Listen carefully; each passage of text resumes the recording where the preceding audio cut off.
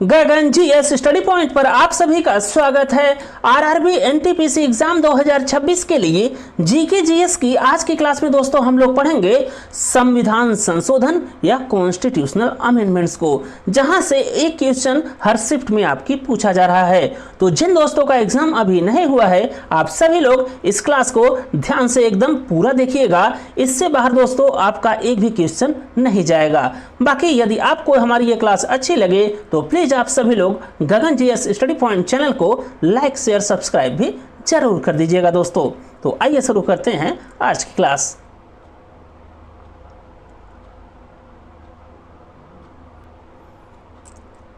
तो संविधान संशोधन या कॉन्स्टिट्यूशनल अमेंडमेंट से पहला पॉइंट आप लोग ध्यान में रखिएगा कि भारतीय संविधान में जो संशोधन की प्रक्रिया है दोस्तों, उसे दिया गया है भाग 20 में और अनुच्छेद 368 में। बाकी संविधान में जो संशोधन की प्रक्रिया है उससे किस देश से लिया गया भारतीय संविधान में, तो उसे लिया गया है दक्षिण अफ्रीका के संविधान से।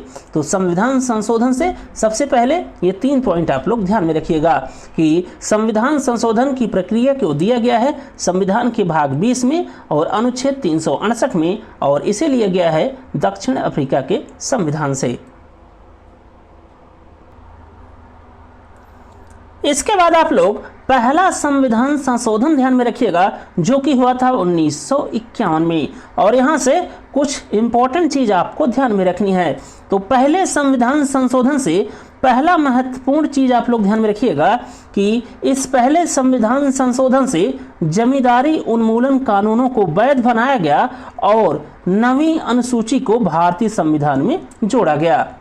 फिर अगला पॉइंट आप लोग ध्यान में रखिएगा पहले संविधान संशोधन से कि इससे राज्य को समाज के कमजोर वर्गों के लिए विशेष प्रावधानों की अनुमति दी गई। अर्थात दोस्तों जो राज्यों के द्वारा रिजर्वेशन या आरक्षण दिया जाता है समाज के कमजोर वर्ग के लोगों को, तो ये प्रावधान किए गए पहले संविधान संशोधन 1951 के द्वारा, और इससे संबंधित अनुच्छेद को जोड़ा गया दोस्तों जो कि है 15 का 4। तो ये सभी प्रावधान किए गए पहले संविधान संशोधन 1951 से।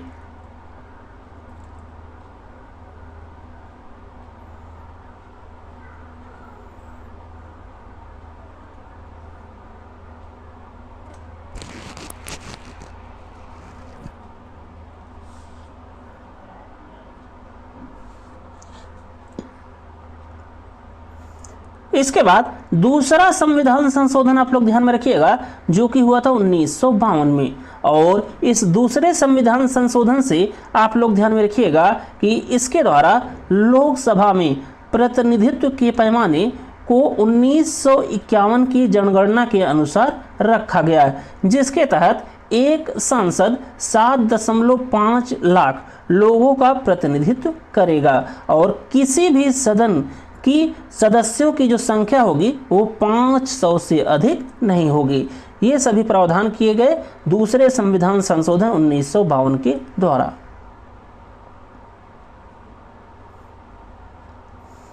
फिर अगला आप लोग ध्यान में रखिएगा 7वां संविधान संशोधन जो कि हुआ 1956 में, और इस 7वें संविधान संशोधन से दोस्तों राज्य पुनर्गठन आयोग की स्थापना की गई 1956 में, जिसके द्वारा जो पहले ABCD श्रेणियों में राज्यों का वर्गीकरण किया गया था उसे समाप्त कर दिया गया, और उसके बाद भारत में बना दिए गए कुल 14 राज्य और 6 यूटी या यूनियन टेरिटरी या केंद्र शासित प्रदेश। तो 7वें संविधान संशोधन 1956 के द्वारा राज्य पुनर्गठन आयोग की स्थापना की गई, और राज्यों का जो इससे पहले वर्गीकरण किया गया था ABCD कैटेगरी या श्रेणी में उसे समाप्त करके भारत में 14 राज्य एवं 6 केंद्र शासित प्रदेशों की स्थापना की गई।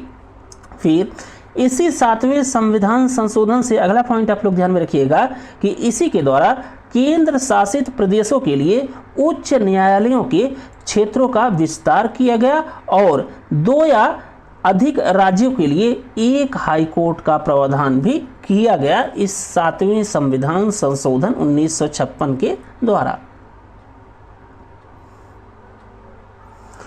फिर इसके बाद अगला आप लोग ध्यान में रखिएगा 10वां संविधान संशोधन जो कि हुआ था 1961 में। और यहाँ से पहला पॉइंट आप लोग ध्यान में रखिएगा कि इस 10वें संविधान संशोधन के द्वारा दादर नागर हवेली को भारत में शामिल किया गया और यूटी या केंद्र शासित प्रदेश का दर्जा दिया गया। फिर अगला आप लोग ध्यान में रखिएगा 13वां संविधान संशोधन जो कि हुआ था 1962 में और इसके द्वारा दोस्तों नागालैंड को राज्य का दर्जा दिया गया और इसके लिए विशेष उपबंध किए गए।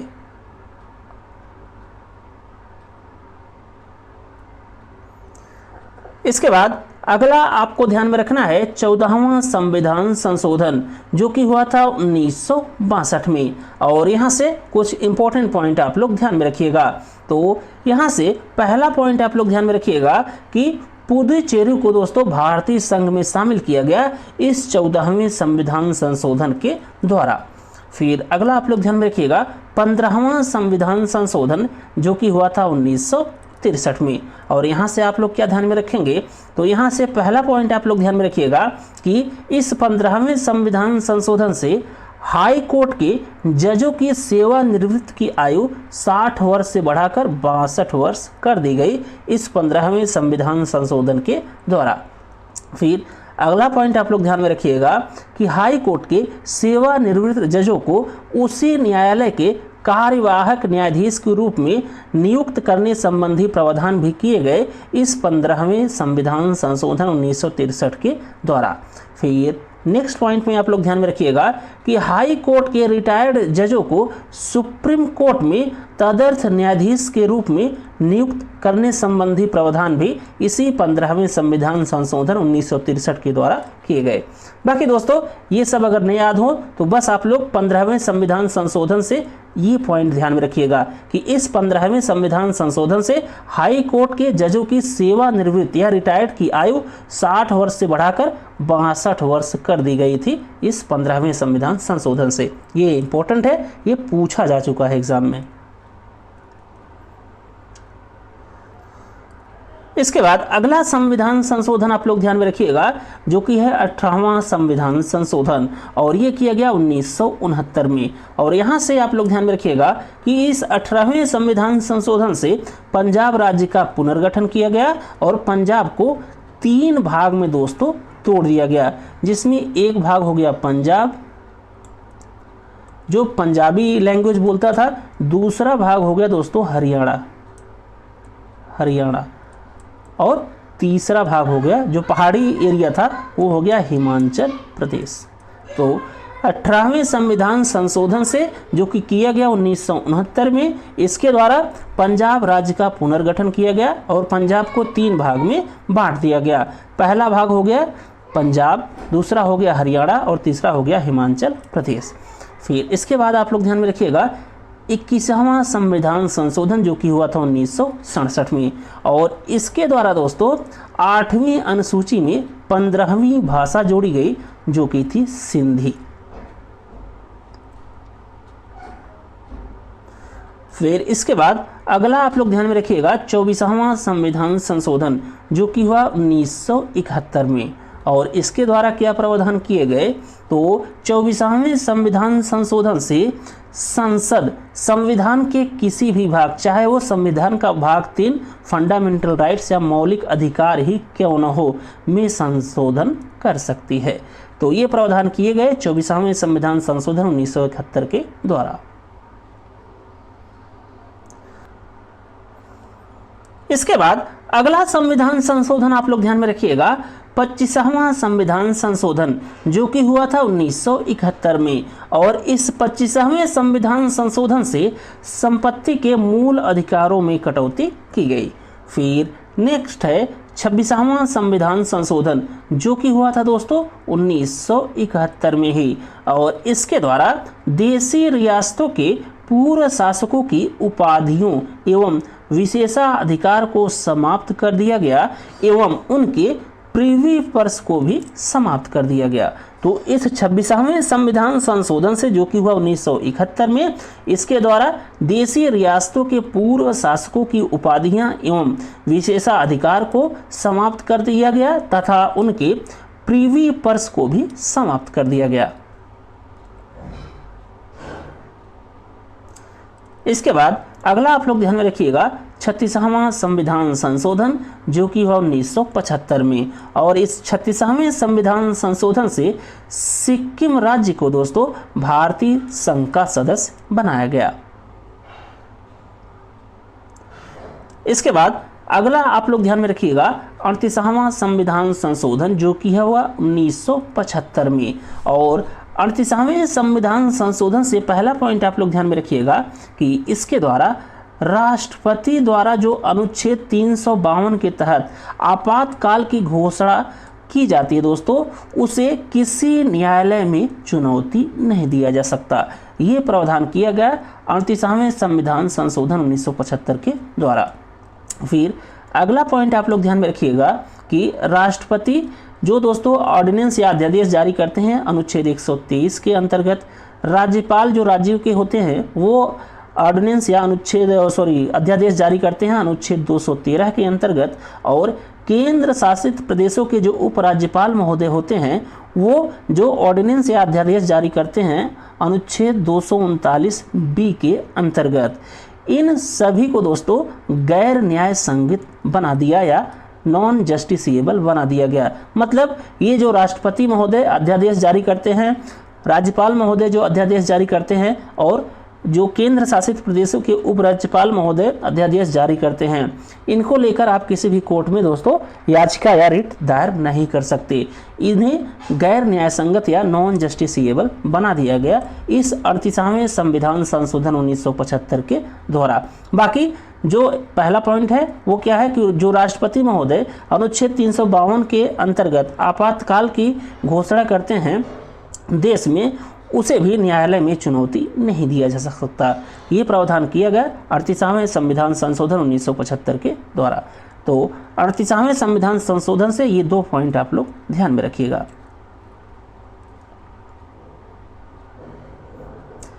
इसके बाद अगला है 41वां संविधान संशोधन, जो कि किया गया 1976 में, और इसके द्वारा दोस्तों राज्य लोक सेवा आयोग के सदस्यों की जो रिटायरमेंट की उम्र थी उसे 60 वर्ष से बढ़ाकर 62 वर्ष कर दी गई। उसके बाद सबसे मोस्ट जो इम्पोर्टेंट संविधान संशोधन है वो है दोस्तों 42वां संविधान संशोधन, जो कि हुआ 1976 में, और उस समय भारत की प्रधानमंत्री थी इंदिरा गांधी जी। तो इतनी बात आप लोग सबसे पहले इस 42वें संविधान संशोधन से ध्यान में रखिएगा कि ये किया गया 1976 में, और उस समय भारत की प्रधानमंत्री थे इंदिरा गांधी जी। फिर इसके बाद आप लोग ध्यान में रखिएगा कि 42वें संविधान संशोधन को लघु संविधान या मिनी कॉन्स्टिट्यूशन भी कहा जाता है। फिर अगला पॉइंट यहाँ से आप लोग ध्यान में रखिएगा कि इस 42वें संविधान संशोधन से मौलिक कर्तव्यों या फंडामेंटल ड्यूटीज़ को दोस्तों भारतीय संविधान में जोड़ा गया सरदार स्वर्ण सिंह समिति के सिफारिश पर। और जब दोस्तों इसे जोड़ा गया था तो कुल फंडामेंटल ड्यूटीज़ कितनी थी, तो वो थी 10, लेकिन वर्तमान में कितनी हो गई हैं, तो वो हैं 11। बाकी जो मौलिक कर्तव्य या फंडामेंटल ड्यूटीज़ हैं उसे दिया गया है संविधान के भाग 4A में और अनुच्छेद या आर्टिकल 51A में। फिर अगला पॉइंट आप लोग ध्यान में रखिएगा कि इस 42वें संविधान संशोधन से प्रियम्बल या प्रस्तावना में दोस्तों 3 नए शब्द जोड़े गए, और वो हैं समाजवाद, धर्मनिरपेक्ष और अखंडता। तो प्रियम्बल या प्रस्तावना में 3 नए शब्द जोड़े गए 42वें संविधान संशोधन 1976 के द्वारा। और ये 3 नए शब्द कौन से हैं, तो वह है दोस्तों समाजवाद, धर्मनिरपेक्षता और अखंडता। बाकी एक चीज़ आप लोग ध्यान में रखिएगा कि संविधान में जो प्रस्तावना दिया गया दोस्तों उसमें अभी तक सिर्फ एक बार संविधान संशोधन किया गया है, और वो भी किया गया है 42वें संविधान संशोधन 1976 के द्वारा। और वो क्या किया गया था, तो जो कि अभी हमने पढ़ा कि 42वें संविधान संशोधन से प्रियम्बल या प्रस्तावना में 3 नए शब्द जोड़े गए, जो कि हैं समाजवाद, धर्मनिरपेक्षता और अखंडता। इसके बाद अगला पॉइंट आप लोग ध्यान में रखिएगा कि इस 42वें संविधान संशोधन से संवैधानिक संशोधन को न्यायिक क्षेत्र से बाहर कर दिया गया। अर्थात दोस्तों, जो ये संविधान संशोधन किया जाएगा, इसे भारत के किसी भी न्यायालय में आप इसके ऊपर रिट या मतलब याचिका दायर नहीं कर सकते या इसे चैलेंज नहीं कर सकते। तो ये प्रावधान किया गया इस 42वें संविधान संशोधन 1976 के द्वारा। फिर अगला पॉइंट आप लोग ध्यान में रखिएगा कि इस 42वें संविधान संशोधन से 3 नए नीति निर्देशक सिद्धांत भी जोड़े गए। तो ये कौन कौन से हैं? तो इसमें पहला है समान न्याय एवं निःशुल्क कानूनी सहायता। फिर अगला है उद्योगों के प्रबंधन में मजदूरों की भागीदारी, ये भी प्रावधान किया गया इस 42वें संविधान संशोधन के द्वारा। फिर अगला है पर्यावरण, वन एवं वन जीवों के संरक्षण से संबंधित प्रावधानों को भी किया गया या जोड़ा गया डीपीएसपी में इस 42वें संविधान संशोधन 1976 के द्वारा। फिर इसके बाद अगला पॉइंट आप लोग ध्यान में रखिएगा कि इस 42वें संविधान संशोधन 1976 के द्वारा राष्ट्रपति कैबिनेट की सलाह के अनुसार कार्य करेगा, जिसे दिया गया है अनुच्छेद 74 में। फिर अगला पॉइंट है राष्ट्र विरोधी गतिविधियों से निपटने के लिए कानून बनाने का अधिकार संसद के पास होगा। ये भी प्रावधान दोस्तों किया गया 42वें संविधान संशोधन के द्वारा। फिर अगला पॉइंट आप लोग ध्यान में रखिएगा कि लोकसभा और राज्यों की जो लेजिस्लेटिव असेंबली या विधानसभा होती है, उसके सदस्यों का कार्यकाल 5 वर्ष से बढ़ाकर 6 वर्ष कर दिया गया इस 42वें संविधान संशोधन के द्वारा। फिर इसके बाद अगला पॉइंट आप लोग ध्यान में रखिएगा इस 42वें संविधान संशोधन से कि राज्य में राष्ट्रपति शासन के कार्यकाल में एक बार में 6 महीने से लेकर 1 साल तक की बढ़ोतरी की जा सकती है। ये भी प्रावधान किया गया इस 42वें संविधान संशोधन के द्वारा। फिर अगला है अखिल भारतीय न्यायिक सेवा की स्थापना की गई इस 42वें संविधान संशोधन 1976 के द्वारा है। फिर अगला और इम्पोर्टेंट पॉइंट आप लोग ध्यान में रखिएगा कि इस 42वें संविधान संशोधन से दोस्तों राज्य सूची से 5 विषय को काटकर समवर्ती सूची या कॉन्करेंट लिस्ट में जोड़ दिया गया। तो ये 5 विषय कौन कौन से हैं? तो ये है शिक्षा, वन जीवों एवं पक्षियों का संरक्षण, मापतौल और न्याय प्रशासन। तो राज्य सूची या स्टेट लिस्ट से 5 विषय को दोस्तों काटकर समवर्ती सूची या कॉन्करेंट लिस्ट में जोड़ दिया गया 42वें संविधान संशोधन 1976 के द्वारा। फिर इसके बाद अगला महत्वपूर्ण संविधान संशोधन आप लोग ध्यान में रखिएगा, जो कि है 44वां संविधान संशोधन, जो कि किया गया 1978 में। और यहाँ से पहला पॉइंट आप लोग ध्यान में रखिएगा कि इस 44वें संविधान संशोधन से जो दोस्तों नेशनल इमरजेंसी या राष्ट्रीय आपातकाल के संबंध में एक बेस हुआ करता था पहले आंतरिक अशांति, उसे बदलकर सशस्त्र विद्रोह या आर्म रिबेलियन कर दिया गया। तो आप लोग दोस्तों नेशनल इमरजेंसी या राष्ट्रीय आपातकाल पढ़े होंगे, जो कि लगाया जाता है भारत के राष्ट्रपति के द्वारा और इसे दिया गया है अनुच्छेद 352 में। तो इसमें भारत में जो नेशनल इमरजेंसी या राष्ट्रीय आपातकाल लगाने का आधार है वो है दोस्तों 3। पहला है बाह्य आक्रमण, दूसरा है युद्ध और तीसरा है आंतरिक अशांति। ये पहले हुआ करता था दोस्तों, आंतरिक अशांति या इंटरनल डिस्टरबेंस। इसे इस 44वें संविधान संशोधन के द्वारा आंतरिक अशांति को दोस्तों इस शब्द को बदल दिया गया और इसे कर दिया गया सशस्त्र विद्रोह या आर्म रिबेलियन। ये इंपॉर्टेंट है, इसे आप लोग ध्यान में रखिएगा। फिर अगला पॉइंट है कि इस 44वें संविधान संशोधन से राष्ट्रपति कैबिनेट के केवल लिखित सलाह पर ही दोस्तों नेशनल इमरजेंसी या राष्ट्रीय आपातकाल घोषित करेंगे। ये नहीं कि कैबिनेट ने बोल दिया कि मतलब राष्ट्रीय आपातकाल घोषित कर दीजिए, तो राष्ट्रपति महोदय नहीं करेंगे। राष्ट्रपति सिर्फ और सिर्फ कैबिनेट के लिखित सलाह पर ही नेशनल इमरजेंसी या राष्ट्रीय आपातकाल घोषित करेंगे देश में। बाकी इसके बाद आप लोग अगला पॉइंट ध्यान में रखिएगा कि फंडामेंटल राइट्स से संपत्ति का अधिकार दोस्तों समाप्त कर दिया गया और इसे कर दिया गया विधिक का अधिकार या लीगल राइट्स, और ये किया गया 44वें संविधान संशोधन 1978 के द्वारा। फिर अगला पॉइंट आप लोग ध्यान में रखिएगा कि फंडामेंटल राइट के जो दो अनुच्छेद है दोस्तों, अनुच्छेद 20 और 21, इसे समाप्त नहीं किया जा सकता नेशनल इमरजेंसी या राष्ट्रीय आपातकाल के भी केस में, और ये प्रावधान किया गया 44वें संविधान संशोधन 1978 के द्वारा। इसके बाद अगला संविधान संशोधन आप लोग ध्यान में रखिएगा 50वां संविधान संशोधन, जो कि किया गया 1984 में, और इसके द्वारा दोस्तों फंडामेंटल राइट के अनुच्छेद 33 के अंतर्गत इसमें दोस्तों संशोधन किया गया और इसके द्वारा सुरक्षा बलों को मूल अधिकारों से वंचित कर दिया गया। तो 50वां संविधान संशोधन जो कि हुआ 1984 में, और इसके अंतर्गत फंडामेंटल राइट का जो अनुच्छेद है 33 उसमें संशोधन किया गया। और वो क्या किया संशोधन किया गया, तो उसमें संशोधन करके दोस्तों जो अपना आर्म फोर्सेस होती हैं या जो सुरक्षा बल होते हैं उनके मूल अधिकारों को खत्म कर दिया गया, समाप्त कर दिया गया। इसके बाद अगला आप लोग ध्यान में रखिएगा 51वां संविधान संशोधन जो कि हुआ 1984 में, और इसके द्वारा मेघालय, अरुणाचल प्रदेश, नागालैंड और मिजोरम में एसटी या शेड्यूल ट्राइब के लिए लोकसभा में सीटों के आरक्षण का प्रावधान किया गया। बाकी इस 51वें संविधान संशोधन से ही मेघालय और नागालैंड की विधानसभाओं में भी एसटी या शेड्यूल ट्राइब के लिए आरक्षण का प्रावधान किया गया। फिर अगला आप लोग ध्यान में रखिएगा 52वां संविधान संशोधन जो कि किया गया 1985 में, और इस 52वें संविधान संशोधन से दोस्तों दल बदल कानून या एंटी डिफेक्शन लॉ लाया गया और इससे संबंधित 10वीं अनुसूची को संविधान में जोड़ा गया। फिर अगला आप लोग ध्यान में रखिएगा 53वां संविधान संशोधन जो कि किया गया 1986 में, और इसके द्वारा मिजोरम राज्य का गठन किया गया।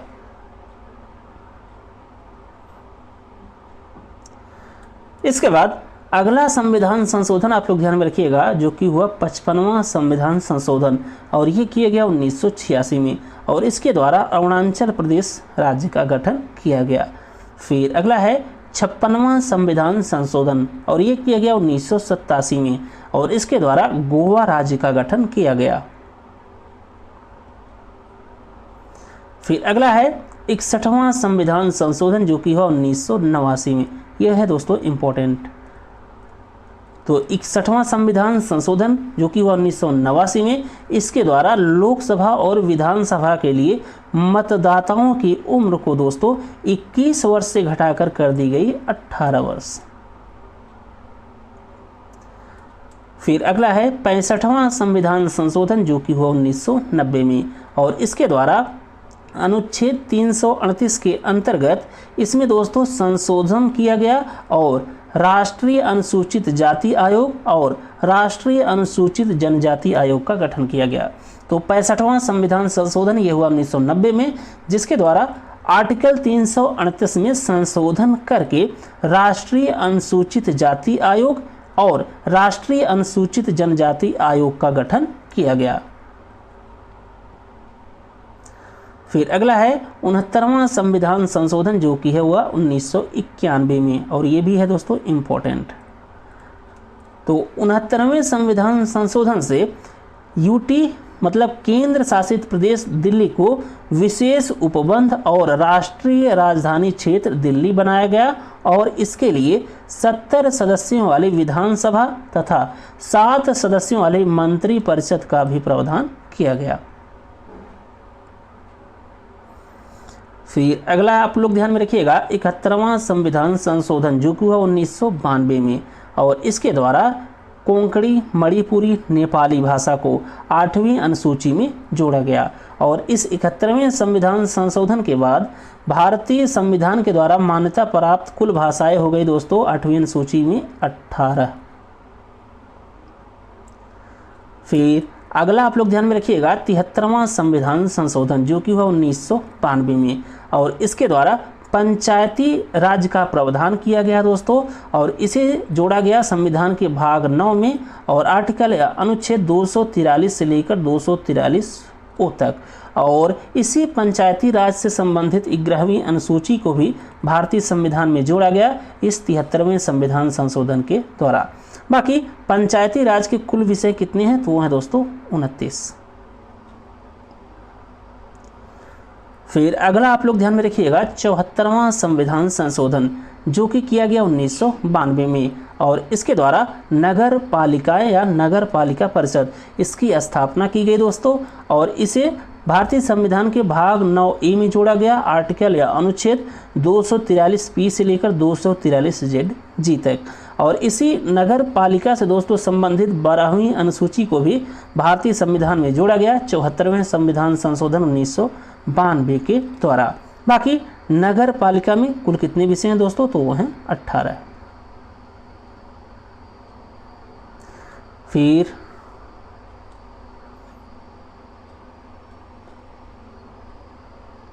फिर इसके बाद आप लोग ध्यान में रखिएगा अगला संविधान संशोधन जो कि हुआ 86वां संविधान संशोधन, और ये हुआ 2002 में, और ये भी है दोस्तों इम्पोर्टेंट। तो इस 86वें संविधान संशोधन से दोस्तों प्रारंभिक शिक्षा को फंडामेंटल राइट्स बना दिया गया आर्टिकल 21A के द्वारा, जिसके अंतर्गत 6 से लेकर 14 वर्ष तक के बच्चों को अनिवार्य शिक्षा का प्रावधान किया गया। बाकी इस 86वें संविधान संशोधन से ही 11वीं फंडामेंटल ड्यूटीज या 11वां मौलिक कर्तव्य जोड़ा गया दोस्तों अनुच्छेद 51A में, जो कि है 6 से 14 वर्ष के बच्चों को शिक्षा प्रदान करना अभिभावकों या माता पिता का कर्तव्य होगा। तो ये सभी प्रावधान किए गए 86वें संविधान संशोधन 2002 के द्वारा। इसके बाद अगला संविधान संशोधन आप लोग ध्यान में रखिएगा 88वां संविधान संशोधन जो कि हुआ 2003 में, और इस 88वें संविधान संशोधन से टैक्स ऑन सर्विसेज या सेवा कर को केंद्र सरकार के द्वारा जोड़ा गया। फिर अगला आप लोग ध्यान में रखिएगा 91वां संविधान संशोधन जो कि हुआ 2003 में, और इसके द्वारा दोस्तों केंद्र और राज्य में मंत्री परिषद का आकार निश्चित किया गया, जो कि होगा दोस्तों कुल सदस्यों का 15%। फिर अगला है 92वां संविधान संशोधन जो कि हुआ 2003 में, और इस 92वें संविधान संशोधन से 4 नई भाषाएं जोड़ी गई जो कि दोस्तों बाड़ो, डोगरी, मैथिली और संताली। ये बाड़ो ये बोली जाती है दोस्तों असम में, डोगरी ये बोली जाती है जम्मू और कश्मीर में, मैथिली ये बोली जाती है दोस्तों बिहार में, और संथाली ये बोली जाती है झारखंड और छत्तीसगढ़ के जनजाति क्षेत्रों में। तो इन 4 भाषाओं को 92वें संविधान संशोधन 2003 के द्वारा भारतीय संविधान के द्वारा मान्यता दी गई और 8वीं अनुसूची में इसे जोड़ा गया। बाकी इस संविधान संशोधन के बाद कुल मान्यता प्राप्त भाषाएं हो गई दोस्तों जो कि 8वीं अनुसूची में दी गई हैं, तो उनकी संख्या हो गई 22। फिर अगला आप लोग ध्यान में रखिएगा 93वां संविधान संशोधन जो कि किया गया 2006 में। इसके द्वारा दोस्तों शैक्षणिक संस्थानों चाहे वो निजी हों या गैर सहायता प्राप्त हों में सामाजिक और शैक्षणिक रूप से पिछड़े वर्ग के लिए आरक्षण का प्रावधान किया गया। बाकी यहाँ दोस्तों अल्पसंख्यक शैक्षणिक संस्थानों को छोड़कर, मतलब जो माइनॉरिटीज़ के लिए शैक्षणिक संस्थान होंगे वहाँ पर आरक्षण नहीं दिया जाएगा ओबीसी का, तो उसे छोड़कर और अन्य सभी जगह रिजर्वेशन दिया जाएगा ओबीसी को, और ये प्रावधान किया गया 93वें संविधान संशोधन 2006 के द्वारा। फिर अगला आप लोग ध्यान में रखिएगा 96वां संविधान संशोधन जो कि किया गया 2011 में, और इसके द्वारा उड़िया शब्द को बदलकर उड़िया कर दिया गया।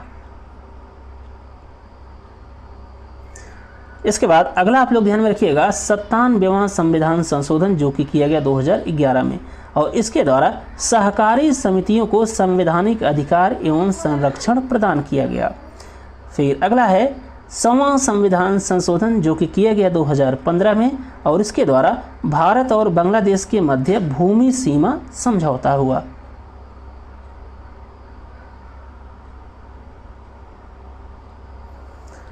फिर अगला है दोस्तों 101वां संविधान संशोधन जो कि किया गया 2016 में और इसके द्वारा जीएसटी विधेयक को लागू किया गया या लाया गया। फिर अगला है 102वां संविधान संशोधन जो कि किया गया 2018 में और इसके द्वारा राष्ट्रीय पिछड़ा वर्ग आयोग को संवैधानिक दर्जा दिया गया। फिर अगला है 103वां संविधान संशोधन जो कि किया गया 2019 में और इसके द्वारा आर्थिक रूप से कमजोर वर्ग के लिए 10% का आरक्षण दिया गया।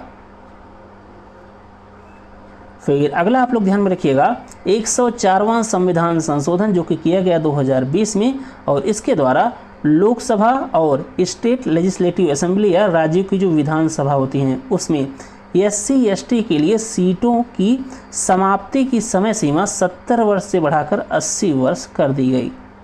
बाकी इस 104वें संविधान संशोधन से लोकसभा और विधानसभा में एंग्लो इंडियन के लिए आरक्षित सीटों को समाप्त कर दिया गया।